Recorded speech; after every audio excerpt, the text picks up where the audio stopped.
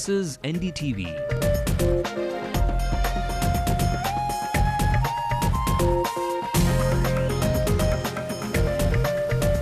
And you're watching NDTV Hindu.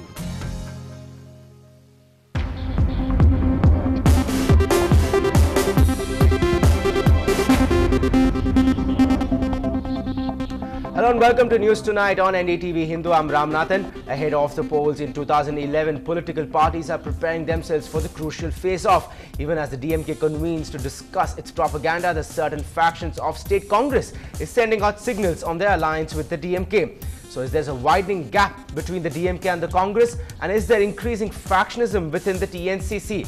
And does the Congress want to go solo this time around? Those are the questions we will be asking. And joining us on the show in some time will be the man of the hour, former TNCC President EVKS Elangovan.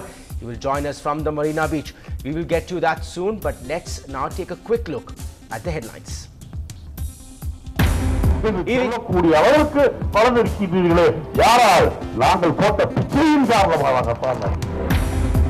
EVKS Elangovan crosses the Lakshman Rekha yet again, reiterates the DMK is surviving at the mercy of the Congress. The DMK hits back. Before commenting, he should verify the facts and speak. Is there trouble within the TNCC? 2 days after its president asked leaders to watch what they say, EVKS Elangovan defies it openly. And if anybody goes beyond and not accepting the view of the Congress High Command, they have no business in the Congress.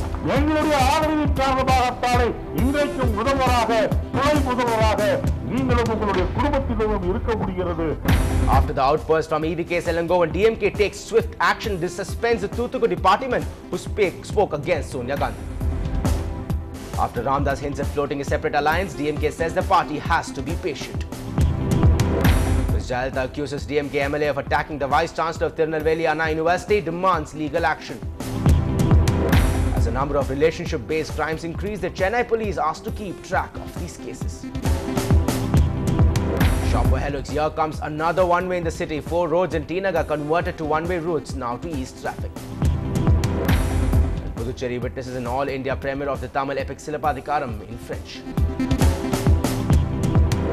All the 4 roads will be made one way in the clockwise direction. So it will become like a single roundana. And Silapadikaram in French we bring you from Puducherry. Je suis la belle fille de ma château. Oh, Patrick Tamoul!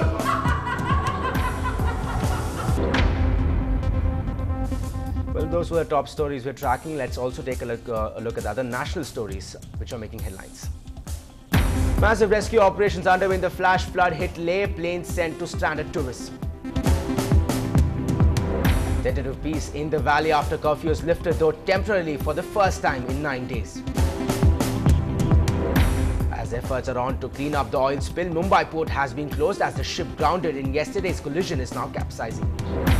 Meet India's new star and ace shooter Tejaswini Sawant becomes first Indian woman shooter to clinch a gold at the World Championships. And ahead of the wedding, Shashi Tharoor and fiancée Sunanda Pushkar make that trip to the holy shrines. Well, the top story tonight, call it high drama or a bitter battle. The war of the words between EVKS Elangovan and the DMK seems to be getting bitter by the day. As political temperatures are running high in the state, EVKS Elangovan remarks against the DMK have been making headlines in the recent weeks, forcing his party high command to do some damage control. But the former TNCC chief today once again defied his party orders and crossed the Lakshman Rekha. Our political reporter Shabir Ahmed with the latest round of battle between EVKS Elangovan and the DMK. If anybody goes beyond and not accepting the view of the Congress High Command, they have no business in the Congress. The warning from Thangabalu seems to mean nothing to his colleague EVKS Elangovan. He once again went ahead with his expressions of dislike. Elangovan's latest comments has angered the main ally, the DMK. அவரை பற்றியும் அவருடைய மகளை பற்றியும் அவருடைய கணவனை பற்றியும் கேவலமாக மூக்க அழகடி கலந்து கொள்கின்ற கூட்டத்திலே திராவிட முன்னேற்ற கழகத்தின் முக்கிய தலைவர் ஒருவர் பேசுகின்றார் என்று சொன்னால் என்ன அர்த்தம் என்று சொல்லக்கூடிய அளவுக்கு வளர்ந்திருக்கின்றீர்களே, யாரால்? நாங்கள் போட்ட பிச்சையின் காரணமாக. Only a few days ago, the DMK leadership warned that Ilangovan's attitude will not help the political ties between the two sides. The DMK feels he has been ill-advised. Before commenting, he should verify the facts and speak. I think he is being ill-advised by his friends or by his informers. But why Congress leader EVK Ilangovan is on a warpath against the DMK ahead of the 2011 assembly elections? That's the billion-dollar question doing rounds in Tamil Nadu's political circles. But what remains to be seen is that how soon the Congress High Command will intervene to resolve the standoff. In Chennai, Shabir Ahmed for NDTV Hindu. Well, for more on that, joining us from the Marina Beach amidst his party meeting is the man of the hour, former TNCC President EVK Ilangovan himself. Much of the recent political activity can be attributed to him. Sir, thanks a lot for joining us. First, I want to ask you, why this sudden outburst against the DMK? What has prompted you to hit out hard now? It's not a sudden outburst. Actually, there was a meeting organized by DMK last week, that is on 30th of July in Tiruchendur. It was organized by Anita Radhakrishnan, DMK MLA, and that meeting was attended by Mr. M.K. Alagiri, who is also a minister in Delhi. In that particular meeting, one particular leader spoke very badly in a very filthy way about Rahul Gandhi and Rajiv Gandhi. And I have got that CD also. See, there are certain norms, there are certain limitations in a democratic form. I mean, you have to follow certain decency. But the way that particular person spoke about Rajiv Gandhi and Rahul Gandhi, it has provoked all the congressmen throughout the state. So that's why I have to revert to his speech, and I don't want to say what are the contents, what he said in the meeting, because it's really filthy and any decent person will not talk like that. Right, sir. In fact, we have news just coming in actually that the person you're talking about, Vaigai Mutharagan, has been suspended by the party. But sir, many feel that this is not the reason. And since you have been doing this for the past few weeks, many doubt that your outburst is politically motivated. What do you have to say about that? What do you have to say about that? Why is it? See, to be very frank with you, I have got nothing against this alliance. What I really want is that there are small problems in this alliance. There are small problems which the people of Tamil Nadu and the congressmen in Tamil Nadu face. I want this government to see to that all these small problems are solved. For example, all the central government programs implemented in Tamil Nadu is being focused as if all these programs are done by the state government, which cannot be justified. Because, for example, 1 rupee, 1 kilo rice. For this scheme, central government is giving nearly 7 rupees. You know, they purchase this for 11 rupees and they are giving it to the state government for 6 rupees. So central government is also involved in this. Central government is also giving subsidized rice to this 1 rupee 1 kilo rice scheme. Same way, 108 ambulance scheme, which has been helping a lot of rural people in Tamil Nadu, it's being introduced and it's being implemented by the central government. But the state government is saying, or it's focusing as if that particular ambulance scheme is being done by the state government. Same thing about the houses constructed, house constructing for the poor people. For the house construction for the poor people, the central government is giving 65,000 rupees and the state government share is only 15,000 rupees. So the state government is hesitating to say that central government contribution is more than the state government. So these are the issues I've been raising, and these are the issues I've been telling people, and these are the issues which are irritating and provoking the congressmen in the state. Right, sir, but the Chief Minister in fact has clarified on that matter. In fact, he has said that the central schemes are being recognized and they have been given due credit. But he's also blamed you of being confused. What do you have to say about that? He has given explanation only for one particular scheme, that is the construction of house for the poor. I have raised nearly 15 issues regarding the central government programs. He could not answer for other programs. He could not give explanation for other programs.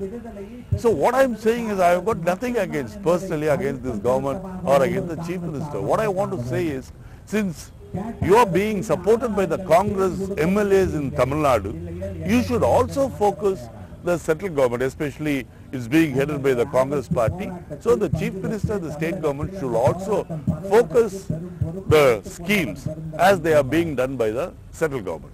Well, it's a fair as it may sound, but it's not just the DMK which is being critical of these comments which you have made over the past few weeks. Even your own party, the TNCC, has issued a gag order.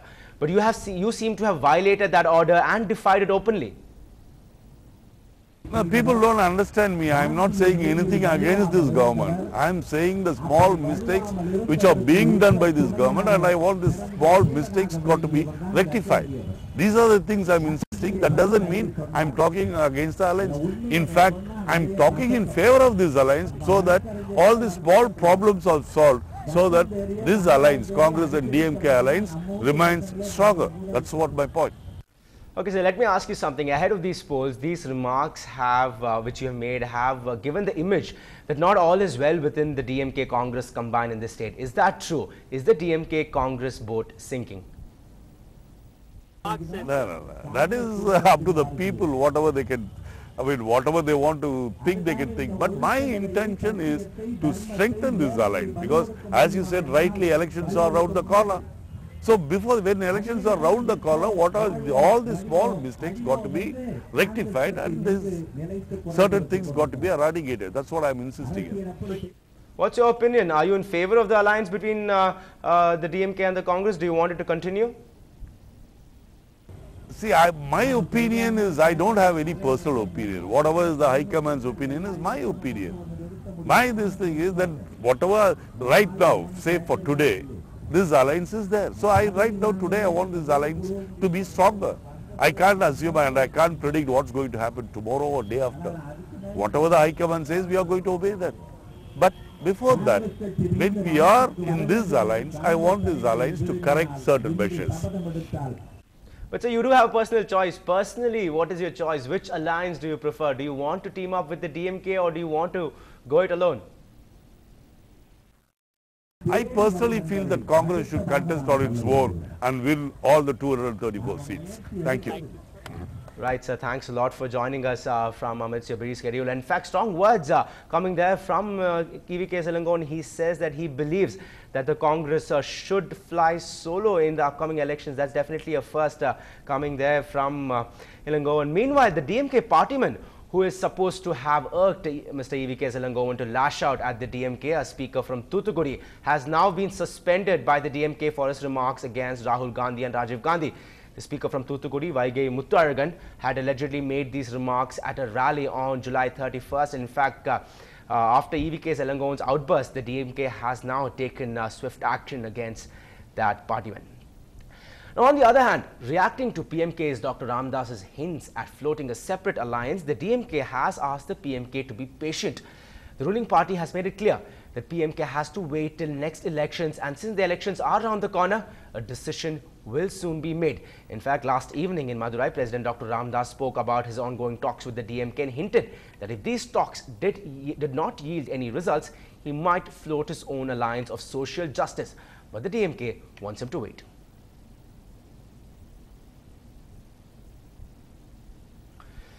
Moving on, in recent times, murders directly related to illicit relationships between men and women have become very frequent.